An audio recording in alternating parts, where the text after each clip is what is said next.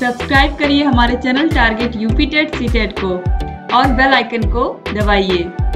Hello दोस्तों, मैं आनंद स्वागत करता हूं आप सभी का आपके अपने चैनल और app target UP TET CTET में। दोस्तों, मैं आपको डीएलएड 4th सेमेस्टर गणित विषय पढ़ा रहा हूं और इसमें आपके पूरे सिलेबस को मैंने पढ़ा दिया है। पूरा राजन सीरीज पढ़ा दिया है और पूरा पवन सीरीज भी देखिए यहाँ पे अब जल्द ही कुछ क्लासेस में कंप्लीट होने वाला है। इससे पहले मैंने आपके पवन सीरीज के बहुविकल्पीय लघुत्तरीय प्रश्नों को करा दिया है और प्रश्न संख्या 60 तक लघुत्तरीय प्रश्नों में करा दिया है। यह आपका जो है पार्ट 6 है। पार्ट 5 तक 60 प्रश्नों को मैंने करा दिया है। अब यहाँ से हम देखने वाले हैं आगे।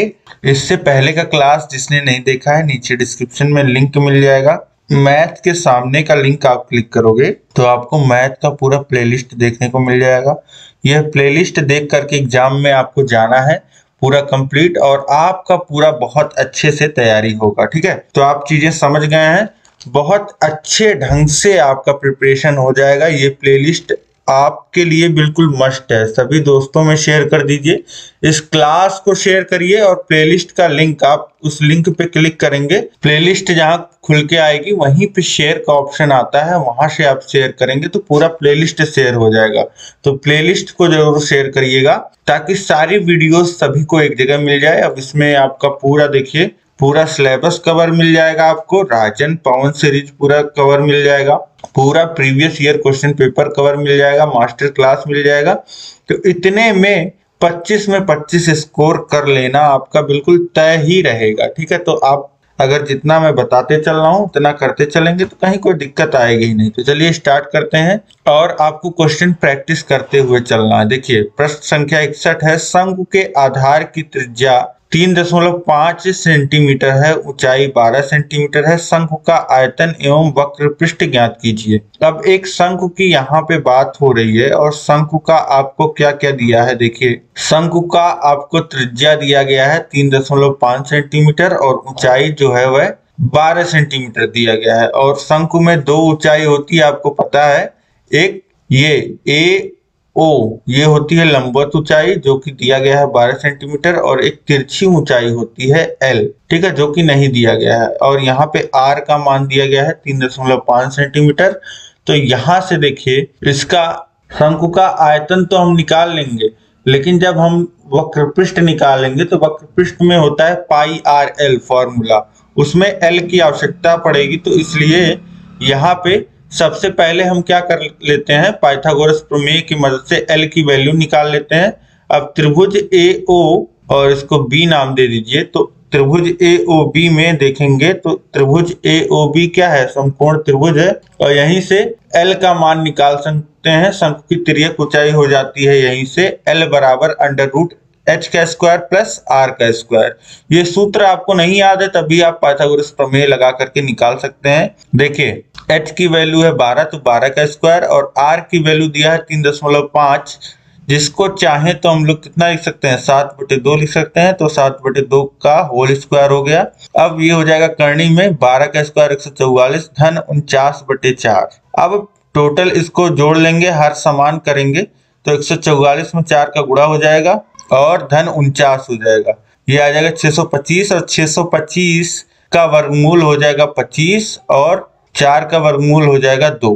तो हो जाएगा 25/2, जिसका मान आ जाएगा 12.5 सेंटीमीटर। यानी एल की जो वैल्यू आ गई यहाँ पे 12.5 सेंटीमीटर आ गई। ठीक, इसकी लंबाई हो जाएगी 12.5। अब यहाँ पे शंकु का वक्र पृष्ठ हम निकालेंगे। पाई आर एल सूत्र होता है, वैल्यू रख दीजिए। पाई की वैल्यू 22/7, आर है 7/2, एल है 25/2। 7 से 7 काट दीजिए, 2 से काटेंगे 11 बार में कट जाएगा। और उसके बाद देखिए 2 से 25 को काटेंगे 12.5 आ जाएगा। ठीक, अब इसके बाद देखिए 11 का गुणा हो जाएगा 5 में 55, हासिल लगेगा 5, 22 और 5 27 हो जाएगा 7, हासिल लगेगा 2 और 11 और 2 13 और एक स्थान पे दशमलव 137.5 वर्ग सेंटीमीटर आ जाएगा, क्योंकि ये क्षेत्रफल होता है। ठीक है, सेंटीमीटर स्क्वायर लिख देंगे। शंकु का आयतन होता है बेलन के आयतन का 1/3 यानी कि 1/3 पाई आर स्क्वायर एच। अब यहाँ पे वैल्यूज रख दीजिए, 1/3 और पाई की वैल्यू 22/7 यहाँ पे रख दीजिए और गुणे r की वैल्यू 7/2 का स्क्वायर इंटू h। ठीक है, 1/3 गुणे 22/7 और 7 का स्क्वायर 49 और 2 का 4 गुणे 12। अब यहाँ पे देखिए 7 से 49 काटेंगे 7 बार में, 4 से 12 को काटेंगे 3 बार में और 3 से 3 काट देंगे, बचा क्या 22 गुणे 7 बचा। तो 7 दूनी 14 हासिल लगा 1 और 7 दूनी 14 1 15 154 घन सेंटीमीटर यह इसका आयतन आ जाएगा। ठीक, तो इस तरीके से यहाँ पे एक शंकु का अगर आपको त्रिज्या और ऊंचाई दिया है तो आप उसका वक्रपृष्ठ निकाल लेंगे और आयतन भी निकाल लेंगे। अब इसके बाद देखिए अगला प्रश्न है, प्रश्न संख्या 62। एक शंकु की ऊंचाई 48 सेमी और आधार का व्यास 28 सेमी है। इस शंकु का आयतन, वक्रपृष्ठ और संपूर्ण पृष्ठ ज्ञात कीजिए। फिर से देखिए एक शंकु है और शंकु की ऊंचाई दी हुई है और आधार का व्यास दिया हुआ है। ठीक है, यानी कि वही समझ लीजिए व्यास त्रिज्या का दोगुना होता है, त्रिज्या दिया गया है आपको। अब यहीं से आपको क्या निकालना है, आयतन निकालना है, वक्रपृष्ठ निकालना है और संपूर्ण वक्रपृष्ठ निकालना है। अब देखिए पिछले ही क्वेश्चन में आपने देखा तो हमने क्या निकाला, हमने आयतन निकाला है और वक्रपृष्ठ निकाला है, लेकिन हमने संपूर्ण वक्रपृष्ठ नहीं निकाला है। अब संपूर्ण वक्रपृष्ठ में देखिए वक्रपृष्ठ होता है ये जो कर्व वाला एरिया होता है इसका क्षेत्रफल, और संपूर्ण वक्रपृष्ठ में ये कर्व वाले एरिया का क्षेत्रफल होता ही है, साथ साथ ये जो नीचे वृत्त होता है इसका भी क्षेत्रफल होता है। ठीक है, तो अब हमको देखिए वक्रपृष्ठ निकालने के लिए तिरछी ऊंचाई की आवश्यकता होगी। ऊंचाई दिया है 48 और व्यास दिया है 28, यानी कि त्रिज्या कितना हो जाएगा 14 हो जाएगा। त्रिज्या 14 हो गया और h जो है वह दिया है 48। तो l की वैल्यू हम निकाल लेंगे। l की वैल्यू क्या हो जाएगी, l की वैल्यू देखिए l का स्क्वायर बराबर हो जाएगा h का स्क्वायर प्लस r का स्क्वायर और l का स्क्वायर बराबर हो जाएगा 48 का स्क्वायर धन 14 का स्क्वायर। तो l स्क्वायर बराबर हो जाएगा 48 का स्क्वायर आएगा 2304 धन 14 का स्क्वायर 196 और ये आ जाएगा पूरा 2500। 2500 का वर्गमूल होता है 50, यानी l की जो वैल्यू आ जाएगी वो कितनी आ जाएगी 50 सेंटीमीटर। l की वैल्यू 50 सेंटीमीटर आ गई। तो शंकु का वक्रपृष्ठ होता है पाई आर एल। ठीक, पाई आर एल, तो पाई की वैल्यू 22/7 या यहाँ पे वैल्यू अगर आप चाहें तो ना रखें, पाई के रूप में मान ले आए। तो देखिए pi into R into L, तो 14 गुणे एल हो जाएगा। अब 14 का गुणा 50 में 14 25 70 और 0 700, 700 पाई वर्ग सेंटीमीटर ये आ जाएगा शंकु का वक्रपृष्ठ। और संपूर्ण वक्रपृष्ठ में मैंने आपको बताया है कि इसी पाई आर एल में जो आधार का क्षेत्रफल है, वृत्त है ना, आधार में वृत्त का क्षेत्रफल कितना होता है पाई आर स्क्वायर, यही जुड़ जाएगा। अब यहाँ से पाई और आर कॉमन ले लेंगे तो बचेगा क्या एल प्लस आर। तो वही फॉर्मूला यहाँ पे देखिए लिखा गया है संपूर्ण पृष्ठ का। तो यहाँ पे अब पाई इंटू आर 14 है और ब्रैकेट में एल प्लस आर है, तो 50 धन 14 यानी कि 64, यानी कि पाई गुणे 14 गुणे 64 और 14 और 64 का गुणा कर लेंगे तो आ जाएगा 896 पाई वर्ग सेंटीमीटर। तो ये देखिए वक्रपृष्ठ और संपूर्ण वक्रपृष्ठ यहाँ पे हमने निकाल लिया। अब क्या बचा है आयतन, आयतन होता है 1/3। आयतन भी यहाँ पे निकालना था, इन्होंने निकाला नहीं है। तो आयतन देखिए सबसे पहले यहीं पे निकाला है इन्होंने। आयतन क्या होता है 1/3 पाई आर स्क्वायर एच, तो 1/3 इंटू पाई इंटू आर का स्क्वायर, तो 14 गुणे 14 और 48। तो देखिए यहाँ पे 3 से 48 को काट दीजिए तो 1 और 6 16 बार में।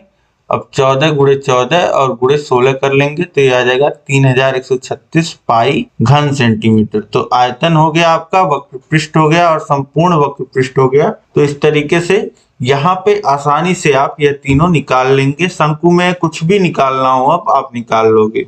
इसके बाद देखिए प्रश्न संख्या 63 है, निम्न समीकरणों को विलोपन विधि से हल कीजिए। यहाँ पे देखिए दो समीकरण दिए हैं, x धन y बराबर 7 और 2x माइनस y बराबर 8। अब विलोपन विधि से यहाँ पे हल करना है। तो विलोपन विधि में हम लोग क्या करते हैं, विलोपन विधि में हम दोनों समीकरणों को जोड़ या घटा करके एक जो चर होता है उसको विलुप्त करते हैं, उसको खत्म कर देते हैं। कोई ना कोई जुगाड़ ऐसा बिठाते हैं कि जोड़ने घटाने पे जो एक पद है x वाला पद या y वाला पद दोनों समीकरणों में से खत्म हो जाएगा। जैसे यहाँ पे देखिए, अब क्या करेंगे, उपर्युक्त युगपत समीकरण में y के गुणांक दोनों समीकरणों में समान तथा विपरीत है, अर्थात दोनों का योग करने पे। अब यहाँ पे आपको क्या करना होता है, दोनों समीकरणों को ध्यान से देखिए। पहले x वाले को देखिए, तो यहाँ x है और यहाँ 2x है। तो अगर मान लेते हैं x को गायब करना होगा तो एक में दोनों का देखिए समान है, दोनों का जो चिन्ह है वह समान है, एक धन x है एक धन 2x है। तो एक में 2 से गुणा करके 2x बनाना पड़ेगा और दूसरे को घटा देंगे तो 2x में से 2x घट जाएगा और जो है वह दोनों खत्म हो जाएंगे। लेकिन इससे आसान अगर पड़ता है तो देखिए आसान इससे यहाँ पे दूसरे वाले पद को भी देख लेते हैं, ये क्या है। तो दूसरा वाला पद जो है वह y, तो यहाँ पे है धन y और यहाँ पे है माइनस y। तो इसको आप केवल जोड़ना है आपको, ये अपने आप खत्म हो जाएंगे, धन y और माइनस y आपस में 0 हो जाएंगे। तो सबसे सरल तो यही है हमारे लिए कि इन दोनों समीकरणों को जोड़ दीजिए। दोनों समीकरणों को जोड़ेंगे तो चिन्ह में भी कोई परिवर्तन नहीं होगा, तो x धन 2x हो जाएगा 3x और y माइनस y ये आपस में कट जाएंगे, 0 हो जाएगा और 7 और 8 जुड़ेगा 15 हो जाएगा और x का मान 15/3, 3 बराबर को उधर जाएगा भाग में हो जाएगा, x का मान कितना आ जाएगा 5 आ जाएगा। तो यहाँ से x की वैल्यू 5 आ गई। अब इस x की वैल्यू को कहीं भी आप रख दीजिए, पहले समीकरण में या दूसरे समीकरण में, ठीक है। तो पहले समीकरण में रखेंगे x धन y बराबर 7 था, अब x की जगह क्या आ जाएगा 5, तो 5 धन y बराबर 7 हो जाएगा और y बराबर 7 माइनस 5 और y की वैल्यू 2। तो इस तरीके से x और y का दोनों का वैल्यू आ गया। हल करने का मतलब यही होता है कि x और y दोनों का मान निकालना है आपको। तो यहाँ से x और y का दोनों का मान आ गया, यही समीकरण का हल है। अब इसके बाद अगला प्रश्न हम देखते हैं। प्रश्न संख्या 64 है, निम्न समीकरण को हल कीजिए। यहाँ पे दो समीकरण दिए गए हैं, 2x माइनस 3y और 7x माइनस 2y बराबर 20। तो यहाँ पे देखिए x के जो गुणांक हैं वो 2 और 7 हैं और यहाँ -3 और -2 है। तो 7 जो हो जाएगा वह बड़ा हो जाएगा, तो y के गुणांक को हम खत्म करने की कोशिश करते हैं। तो यहाँ पे ये इसको पहला समीकरण मान लेते हैं, इसको दूसरा मान लेते हैं। अब क्या कर सकते हैं, पहले में आप गुणा कर दीजिए 2 से और दूसरे में 3 से। पहले में 2 से गुणा करेंगे तो 2x 4x हो जाएगा, -3x -6x हो जाएगा और बराबर 13 था, 13 में 2 से गुणा होगा 26 हो जाएगा। हर एक पद में 2 से गुणा हो जाएगा। इस तरीके से अब दूसरे वाले समीकरण में हर एक पद में 3 से गुणा हो जाएगा, 3 से गुणा हो जाएगा 7x में, तो 21x माइनस 6y बराबर ये हो जाएगा 60 के, ठीक। 20 था 60 हो जाएगा। अब इसके बाद यहाँ पे देखिए -6y है, दोनों का जो है वह चिन्ह समान है, तो जोड़ेंगे तो दोनों आपस में जुड़ के खत्म नहीं होंगे। हमको क्या करना है, खत्म करने के लिए हमने ये व्यवस्था बनाया है कि दोनों में समीकरणों में गुणा किया है अलग अलग अंक से। तो यहाँ पे अब हमको घटाना पड़ेगा। जब घटाएंगे तो नीचे वाले जो चिन्ह है वह परिवर्तित हो जाएंगे। जैसे जो +21x है अब चिन्ह परिवर्तित होकर -21x हो जाएगा और जो -6y है वह +6y हो जाएगा और जो +60 है वह -60 हो जाएगा। अब देखिए 4x में घट रहा है 21x, तो हो जाएगा ये 17x और -6y धन 6y ये आपस में कट जाएंगे और 21 और -60 ये कितना आ जाएगा -34।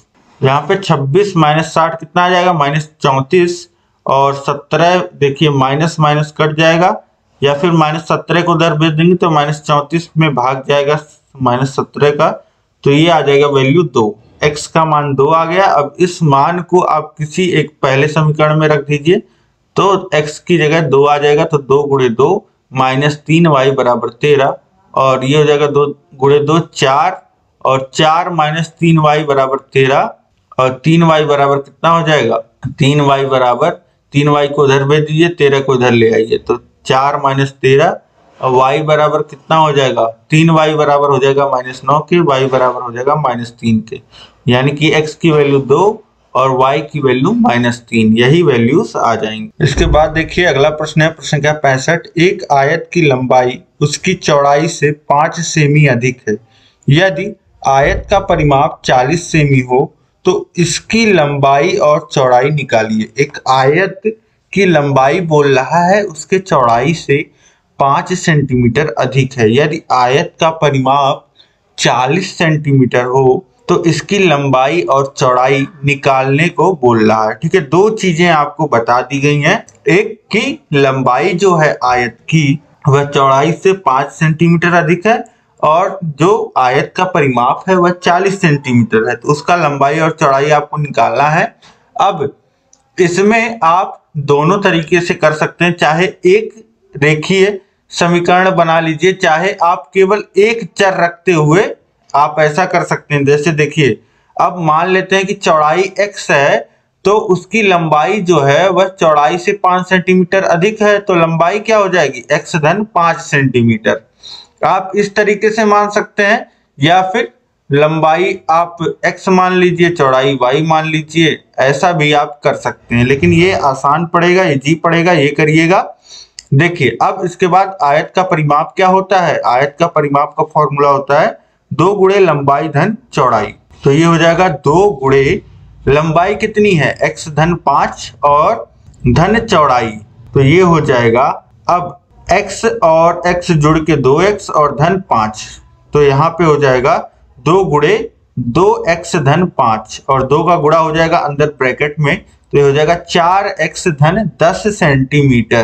तो ये हो गया आयत का परिमाप। और परिमाप दिया कितना है, परिमाप क्वेश्चन में बताया है कि 40 सेंटीमीटर है, तो यहाँ से 4x धन 10 बराबर कितना हो जाएगा 40 के, ये लिख सकते हैं। अब इसके बाद 10 को उधर भेज दीजिए तो 4x बराबर हो जाएगा 40 माइनस 10 और 4x बराबर हो जाएगा 30 के, और x बराबर हो जाएगा 30/4, या फिर इसे ऊपर नीचे 2 से काट दीजिए 15/2, या फिर x का मान आ जाएगा 7.5 सेंटीमीटर। अब x क्या है, चौड़ाई है, आयत का चौड़ाई हमने x माना था 7.5, तो आयत की लंबाई कितनी हो जाएगी, इसमें 5 और जोड़ दीजिए तो 12.5 आयत की चौड़ाई हो जाएगी। ठीक, ये तो आप आसानी से कर लोगे इस तरीके से। और इसका एक तरीका और होता है, जैसे आपने लंबाई x माना, चौड़ाई y माना, तो दो चीजें जो आपको दी गई थी उनसे 2 समीकरण आप बना लीजिए। जैसे लंबाई x है तो x में से अगर y घटाते हैं तो 5 मिलना चाहिए। ठीक है, जैसा कि आपको प्रश्न में दिया गया है कि लंबाई जो है वह चौड़ाई से 5 ज्यादा है, यानी कि लंबाई में से अगर चौड़ाई घटाएंगे तो 5 मिलेगा। और इसी तरीके से आयत का परिमाप जो होगा वह 2 गुणे लंबाई धन चौड़ाई होगा, यानी कि 2 गुणे x धन y, यानी कि अब 2 गुणे x धन y कितना 40 के बराबर होना चाहिए, यानी कि x धन y 20 के बराबर होना चाहिए। अब दोनों को जोड़ देंगे तो 2x बराबर 25 मिल जाएगा और x बराबर मिल जाएगा 25/2, यानी कि 12.5, और यहीं से y की वैल्यू निकाल लेंगे x की वैल्यू रख के। तो चाहे जैसे आप सॉल्व कर सकते हैं, दोनों तरीके से आपको वैल्यू यही मिलेगी। लंबाई 12.5 सेंटीमीटर और चौड़ाई जो है वह 7.5 सेंटीमीटर। इसके बाद देखिए अगला प्रश्न है, प्रश्न का 66। एक घनाभ की माप 98 सेंटीमीटर गुणे 42 सेंटीमीटर गुणे 18 सेंटीमीटर है। इसके आयतन के बराबर आयोजन वाले घन की भुजा ज्ञात कीजिए। अब बोल रहा है कि एक घनाभ है, घनाभ में आपको पता है कि लंबाई, चौड़ाई और ऊंचाई जो होता है वह अलग अलग होता है, जो कि जिसकी माप यहाँ पे दी गई है। लंबाई है 98, चौड़ाई है 42 और ऊंचाई है 18। अब बोला कि इसके आयतन के बराबर, जितना इसका आयतन है घनाभ का उसी के बराबर आयतन वाले घन की भुजा की लंबाई कितनी होगी, यह आपसे पूछ रहा है। तो यहाँ से हम लोग लिख सकते हैं घनाभ का आयतन बराबर घन का आयतन। अब घनाभ का आयतन कितना होगा, उसके लंबाई गुणे चौड़ाई गुणे ऊंचाई, और घन का आयतन कितना होगा, भुजा का क्यूब। ठीक, तो यहाँ से अब भुजा का क्यूब यानी कि a का क्यूब। अब यही a का मान हमको निकालना है, तो a का मान जो हो जाएगा वह हो जाएगा क्यूब रूट ऑफ 98 गुणे 42 गुणे 18। अब इसका क्यूब रूट कैसे निकालेंगे, अभाज्य गुणनखंड विधि से। देखिए ये a बराबर अब लिख सकते हैं 98 को, देखिए कितना लिखा जा सकता है, 98 2 से कटेगा तो 2 गुणे 49, और 49 कितना होता है 7 गुणे 7 होता है। और फिर 42 देखिए 2 से कटेगा, फिर 42 किससे कटेगा 21 हो जाएगा, तो ये 3 और 7 से गुणे 3 गुणे 7। और फिर इसके बाद देखिए 18 को क्या लिख सकते हैं, 2 गुणे 3 गुणे 3 लिखा जा सकता है। यानी कि यहाँ पे लिख सकते हैं a बराबर क्यूब रूट में, यहाँ पे क्यूब रूट है और देखिए 2 का कितनी बार गुणा है, 2 का 3 बार गुणा है, तो 2 के घाते 3 गुणे 7 का कितनी बार गुणा है, 3 बार गुणा है, तो 7 के घाते 3 और गुणे 3 का कितनी बार गुणा है, 3 का 3 बार गुणा है, तो गुणे 3 के घाते 3। अब a बराबर यहाँ से हो जाएगा, a बराबर हो जाएगा 2 गुणे 7 गुणे 3, क्योंकि सबकी घात 3 है, क्यूब रूट हट जाएगा सबकी घात में से और ये हो जाएगा 7 दूनी 14 और त्रिक 42, यानी कि भुजा जो आ जाएगा घन का वह 42 सेंटीमीटर आ जाएगा। ठीक, तो इस तरीके से आसानी से निकाल सकते हैं। इसके बाद देखिए प्रश्न संख्या 67 है, 2 अंकों की एक संख्या का इकाई का अंक दहाई के अंक से एक अधिक है, यदि संख्या अंकों के जोड़ के 5 गुने से 3 अधिक है तो संख्या बताइए। 2 अंकों की एक संख्या का इकाई का अंक दहाई के अंक से एक अधिक है। ठीक, यदि संख्या अंकों के जोड़ के 5 गुने से 3 अधिक है तो वह संख्या बताइए। अब इसको प्रश्न को कैसे कर सकते हैं, देखिए अब इसको चाहे एक अननोन लेकर के चल सकते हैं हम, जैसा वहां आयत वाले प्रश्न में किया था, या फिर 2 अननोन लेकर के चल सकते हैं। तो 2 अननोन भी आप इजीली सॉल्व ही कर लेते हैं, क्योंकि आपको रेखीय समीकरण जिसमें 2 अननोन होते हैं वह निकालना आसान होता है, तो निकाल सकते हैं आप। अब इकाई का अंक हम लोग मान लेते हैं x और दहाई का अंक मान लेते हैं y। अब देखिए संख्या जो है वह केवल अंकों से नहीं बनती है, कहीं 2 लिख दिया गया कहीं 3, उसमें हम लोग क्या देते हैं, दहाई का अंक लिखते हैं फिर इकाई का अंक लिखते हैं, इस प्रकार से, तो तब संख्या बनती है। अब संख्या लिखते हुए क्या होता है, संख्या लिखते हुए संख्या का मान किस तरीके से बनता है, संख्या का मान दहाई के अंक में 10 का गुणा होता है और धन इकाई होता है, तब संख्या का मान बनता है। तो इसीलिए संख्या क्या होगी, जब आपने अंकों को मान लिया तो संख्या यहाँ पे आपको अलग से लिखना होगा। संख्या होगी 10 गुणे y, दहाई के अंक पे y है तो 10 गुणे y धन x, ये संख्या होगी। ठीक, अब प्रश्न के अनुसार क्या कह रहा है कि जो इकाई का अंक है वह दहाई के अंक से एक अधिक है, यानी कि इकाई का अंक जो x है वह बराबर दहाई का अंक धन 1।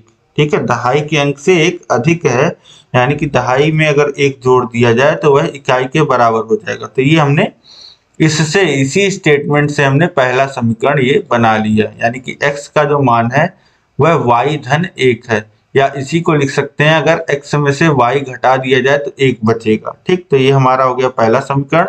और दूसरा जो यहाँ पे कह रहा है कि संख्या के अंकों का जो जोड़ है, यदि संख्या अंकों के जोड़ के 5 गुने से 3 अधिक है, यानी कि संख्या के अंकों का जोड़ कितना है, x और y है। ठीक, तो क्या कह रहा है, ये इसका अगर 5 गुना कर दिया जाए और इसमें 3 जोड़ दिया जाए तब यह संख्या के बराबर होगा, यानी कि 10y धन x के बराबर होगा।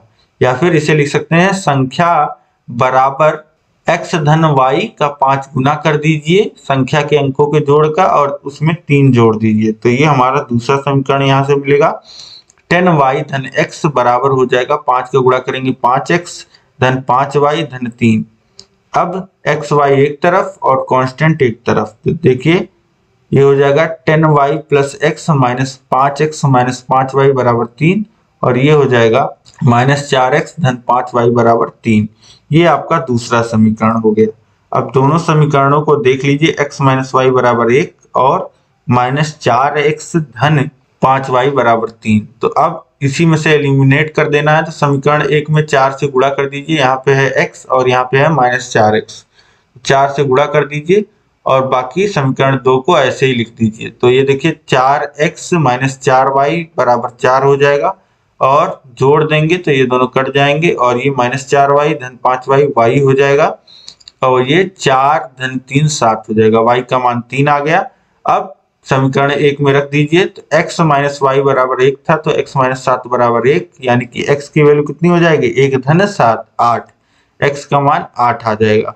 और संख्या यहाँ पे वह संख्या आपसे पूछ रहा है, तो देखिए y का मान आपको 7 मिला है तो 10 गुणे 7 और धन x का मान 8, तो 70 धन 8 78, संख्या क्या हो जाएगी 78।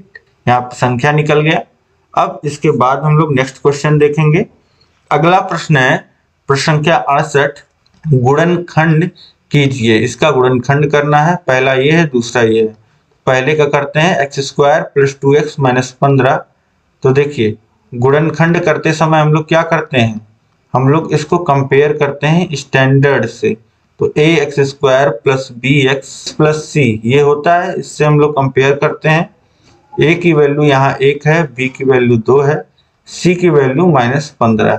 ठीक, तो इस तरीके से ये हो गया। अब a × c देखा जाता है, a × c 1 गुणे -15 कितना आ जाएगा -15, और b का जो मान है उसको हमको स्प्लिट करना होता है, उसको 2 भागों में ऐसा तोड़ना होता है कि 2 जो है वह जोड़ने पे 2 ही रह जाए और गुणा करने पे -15 आ जाए। तो -15 लाने के लिए एक संख्या नेगेटिव होनी चाहिए, एक नेगेटिव होना चाहिए, एक पॉजिटिव होना चाहिए। तो इसको रख देंगे 5 और -3, 5 में से -3 जाएगा तो दोनों को जोड़ेंगे तो ये आ जाएगा 2 और गुणा करेंगे तो -15 आ जाएगा। यानी कि अब इसको लिख सकते हैं x² + 2x - 15 को x² + 5x - 3 लिखा जा सकता है 2 की जगह, ठीक, और इंटू x फिर -15 ये हो जाएगा।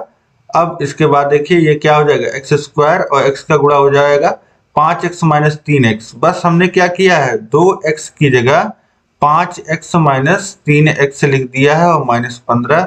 अब देखिए पहले दोनों पदों में x कॉमन ले लीजिए, बचेगा x धन 5, और बाद के दोनों पदों में -3 कॉमन ले लीजिए तो भी बचेगा x धन 5। अब देखिए x धन 5 दोनों जगह है तो x धन 5 कॉमन आ जाएगा, और यहाँ पे बचा है x और यहाँ पे बचा है -3, तो दूसरे ब्रैकेट में हो जाएगा x - 3, यही गुणनखंड हो जाएगा। इसके बाद दूसरा है, यहाँ पे देखिए x² - 7x + 12 के गुणनखंड के लिए 2 संख्याएं a b ऐसी होनी चाहिए कि a धन b -7 के बराबर हो और a × b ये a × c के बराबर हो, यानी कि 12 के बराबर हो।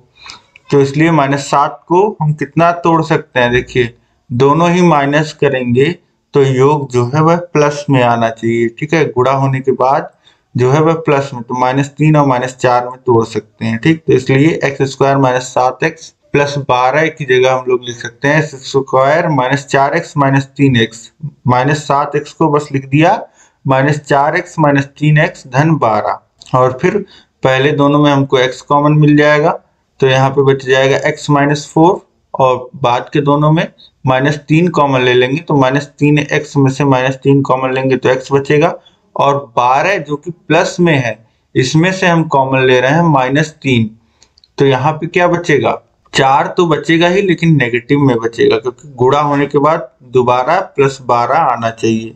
तो ये अब हो जाएगा x - 4 दोनों जगह कॉमन, और यहाँ पे x - 3 ये बचा हुआ है x और -3, तो गुणनखंड इतना हो जाएगा x - 4 × x - 3। अब इसके बाद देखिए यहाँ पे अगला प्रश्न है संख्या 69, x² + 3x + 9/4 का गुणनखंड कीजिए। तो यहाँ पे अब आपको क्या करना है, देखिए पहले ध्यान से देखिए 3 पद है, x² + 3x और 9/4 को हम कितना लिख सकते हैं 3 का स्क्वायर बटे 2 का स्क्वायर, यानी 3/2 का होल स्क्वायर। अब यहाँ पे देखिए 2 पद आपको स्क्वायर में मिल रहे हैं, ठीक, तो अब आपको ध्यान में आना चाहिए a + b का होल स्क्वायर क्या होता है a² + 2ab + b²। अब यहाँ पे x² है + 2 × a कितना है हमारा x है प्लस b कितना है, b हमारा है 3/2, ठीक, ये b होगा। अब देखिए 3x की जगह हम लोग कितना लिख सकते हैं 2 गुणे x गुणे 3/2 लिखा जा सकता है, जो लिखा था वही लिखा हुआ है, बस थोड़ा सा हमने चेंज कर दिया है, ठीक है। 3x को हमने लिख दिया है 2x गुणे 3/2, तो आएगा 3x ही। तो अब यहां से आपको दिख रहा होगा कि a की जगह x है और b की जगह 3/2 है और ये होल स्क्वायर है, तो इसका गुणनखंड कैसा हो जाएगा x + 3/2 और फिर दूसरा भी x प्लस 3/2। तो ये इसका गुणनखंड हो जाएगा। ठीक, और यहाँ पे गुणनखंड करने को केवल कहा है, मान निकालने को नहीं। जब मान निकालने को कहेगा तो x की दोनों वैल्यू, x इसको बराबर 0 को करिएगा तो x बराबर -3/2 आएगा, और इसको भी बराबर 0 करेंगे तो इसका भी मान आएगा x का मान -3/2। तो दोनों मान जो होगा -3/2 होगा। अब इसके बाद देखिए अगला प्रश्न देखते हैं हम लोग। प्रश्न संख्या 70 है, 3x² प्लस 13x प्लस 4 को हल कीजिए। तो यहाँ भी इसका हम लोग गुणनखंड करेंगे तब हल होगा। हल करना मतलब x का मान निकालना। अब देखिए a इंटू सी कितना है, a है 3 और c है 4, तो ये 12 आएगा, और ये है धन में 13x, तो हमको गुणा करके 12 लाना है और जोड़ने पे 13, तो 13 को लिख सकते हैं 12 और धन 1। ठीक, तो इस तरीके से अब लिख देंगे 3x² प्लस 12 धन 1 गुणे x धन 4, यानी कि हमने 13x को कितना लिख देना है, 12x धन x, बाकी चीजें वही रहेंगी। और पहले देखिए 3x कॉमन मिल जाएगा तो यहाँ बचेगा x और यहाँ बचेगा 4, तो ये हो जाएगा x धन 4, और धन 1 कॉमन ले लेंगे तो x धन 4 बच जाएगा, और फिर यहाँ पे x धन 4 पूरे में कॉमन है, और यहाँ पे आ जाएगा हमारा बचा हुआ 3x प्लस 1। ये हमारा गुणनखंड हो गया यहाँ तक। अब इसका हल पूछ रहा है, तो हल कैसे निकलेगा, x धन 4 को बराबर 0 करेंगे तो x बराबर -4, और 3x प्लस 1 को बराबर 0 को करेंगे तो x का मान यहाँ से कितना आएगा, -1/3। ठीक है, तो ये दो मान आ जाएंगे x के, यही हल हो जाएंगे। इसके बाद देखिए अगला प्रश्न है, प्रश्न के 71, x² प्लस 9x प्लस 20 के गुणनखंड कीजिए। तो ये हो जाएगा x² प्लस 9x प्लस 20। इसको हम लोग कितना लिख सकते हैं, देखिए a इंटू सी का मान है 20 और ये है 9। ठीक, तो इसको 9x को क्या लिख सकते हैं, 5x धन 4x लिख सकते हैं, ताकि जो गुणनखंड आ जाए, जो गुणा आए वह 20 के बराबर आए और जोड़ने के बाद 9 के बराबर। तो 9x को लिख सकते हैं 5x धन 4x, यही लिख देंगे, और पहले में x कॉमन लेंगे तो x धन 5 बचेगा, और दूसरे में धन 4 कॉमन लेंगे तो x धन 5 बचेगा। दोनों जगह x धन 5 है तो दोनों जगह से x धन 5 हम कॉमन ले लेंगे, बाहर निकालेंगे तो यहाँ बचेगा x और यहाँ पे धन 4, यही दूसरे ब्रैकेट में लिख देंगे, यही इसका गुणनखंड हो जाएगा आसानी से। अब इसके बाद देखिए अगला प्रश्न है, प्रश्न संख्या 72, यदि किसी समलंब की समांतर भुजाएं 3 सेमी 4 सेमी है तथा इसके मध्य की दूरी 3 सेमी है, तो समलंब का क्षेत्रफल निकालिए। अब समलंब क्या होता है, समलंब चतुर्भुज होता है, और समलंब चतुर्भुज में एक जो भुजा का पेयर होता है, एक जोड़ा जो होता है वह आपस में समांतर होता है। जैसे यह आपका एक समलंब चतुर्भुज है, इसमें ये और ये भुजा क्या है, आपस में समांतर है। अब बोल रहा है कि एक भुजा जो है वह 4 सेंटीमीटर की है, एक 3 सेंटीमीटर की है, और दोनों के बीच की दूरी भी है क्या, 3 सेंटीमीटर की। तो इसका समलंब का क्षेत्रफल पूछ रहा है। तो ये सीधे सूत्र होता है, समलंब का क्षेत्रफल जो होता है वह दोनों भुजाएं जो समांतर होती हैं उनका योग गुणे उन दोनों के बीच की दूरी का आधा। इसलिए यहाँ पे देखिए 1/2 से गुणा है, तो 1/2 गुणे दोनों भुजाओं का योग और गुणे दोनों के बीच की दूरी, तो यही फॉर्मूला होता है। तो यहाँ पे वैल्यूज रख दीजिए, 1/2 गुणे दोनों भुजाओं का योग, यानी कि 3 धन 4, एक भुजा है 3 एक भुजा है 4, और गुणे दोनों के बीच की दूरी कितनी है, 3 सेंटीमीटर, तो गुणे 3, यानी कि 1/2 गुणे 3 धन 4 7 हो जाएगा, ब्रैकेट खुल जाएगा, और गुणे 3। अब देखिए गुणा कर लीजिए, 7 त्रिक 21, 21/2 यानी कि 10.5 सेंटीमीटर स्क्वायर। तो इस तरीके से क्षेत्रफल आसानी से निकाल सकते हैं। अब अगला प्रश्न देखिए, प्रश्न संख्या 73 है, उस वृत्त की परिधि निकालिए जिसकी त्रिज्या 21 सेंटीमीटर है। अब r की वैल्यू 21 दे दिया आपको, और परिधि क्या होता है, परिधि जो होता है उसका सूत्र होता है 2πr। तो वैल्यूज बस रखना है आपको, 2 × पाई होता है 22/7, और गुणे r है 21, 7 से काटिए 21, 3 बार में कट जाएगा, और 2 का गुणा हो जाएगा इसमें 22 में, तो 44, और गुणे 3 का गुणा होगा, तो 3 चौक 12, 2 हाथ से लगाइए, फिर 3 चौक 12, 1 13, 132 सेंटीमीटर, ये आ जाएगा इसका परिधि वृत्त का। अब इसके बाद अगला प्रश्न देखिए, प्रश्न क्या 74 है। यदि वृत्त की परिधि 15.7 सेंटीमीटर तो उसका व्यास ज्ञात कीजिए। देखिए परिधि का फॉर्मूला हमको पता होता है 2 पाई r, ये होती है परिधि, और जिसका मान दिया है 15.7।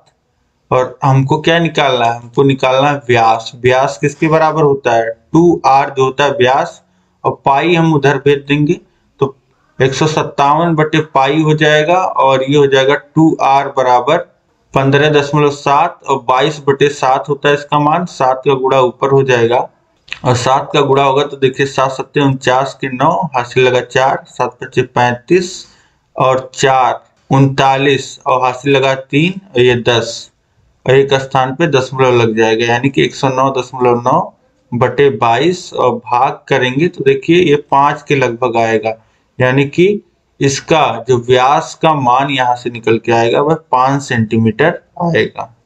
तो यहाँ पे देखिए प्रश्न संख्या 74 तक मैंने आपको करा दिया है इस क्लास में। उम्मीद है कि सभी प्रश्न जो है वह आपको समझ में आए होंगे। कहीं कोई दिक्कत हो तो आप मुझे कमेंट करके बताइए नीचे, और प्रश्न संख्या जरूर लिखिएगा। कोई भी दिक्कत होगी कमेंट करिएगा। इस क्लास को अधिक से अधिक शेयर करना है, कम से कम 5 मित्रों में, ग्रुपों में शेयर करिए। चैनल को सब्सक्राइब नहीं कर रखा है तो चैनल को सब्सक्राइब कर लीजिए, उसके बगल है बेल आइकन, उस पर ऑल सेलेक्ट कर लीजिए, जिससे आपको सभी नोटिफिकेशंस मिल पाए इसी तरीके की महत्वपूर्ण क्लासेस की। और आपको यहाँ नीचे डिस्क्रिप्शन में लिंक मिल जाएगा सभी क्लासेस का, वहां से जाकर के सभी विषयों को पढ़िए और अपनी तैयारी को बेहतर बनाइए। और अगर अच्छे से आप कम समय में बहुत बेहतरीन ढंग से तैयारी करना चाहते हैं तो नीचे हमारे ऐप का लिंक दिया गया है, वहां से ऐप को डाउनलोड करिए। ऐप का भी नाम टारगेट यूपीटेट सीटेट है। वहां पे आपको हमारे कोर्सेस मिल जाएंगे, उसमें आपको मिल जाएगा 4th सेमेस्टर का कोर्स, जिसमें आपको सभी सब्जेक्ट्स के पीडीएफ नोट्स, सभी सब्जेक्ट्स के राजन पवन सीरीज के भी PDF notes, handwritten notes, और सारे नोट्स आपको वहां पे मिल जाएंगे। टेस्ट सीरीज मिल जाएगा, सभी सोल्यूशन मिल जाएगा, प्रीवियस ईयर क्वेश्चन पेपर मिल जाएगा। सभी वीडियोस को आप डाउनलोड कर पाओगे, बिना प्रचार के देख पाओगे। तो कम समय में बिना डिस्टर्बेंस के आपकी बहुत अच्छी तैयारी वहां पे होने वाली है। तो जरूर आप वहां पे ऐप को डाउनलोड करिए, रजिस्टर करिए, और अपनी पढ़ाई को बिना रुके जारी रखिए। और कहीं भी कोई भी दिक्कत आती है तो आप इस नंबर पे कांटेक्ट करिए और हमें अपनी प्रॉब्लम्स को बताइए, सॉल्व करने का मौका दीजिए। मिलते हैं हम लोग नेक्स्ट क्लास में। आगे के प्रश्न को हम अगली क्लास में डिस्कस करेंगे। जय हिंद, जय भारत।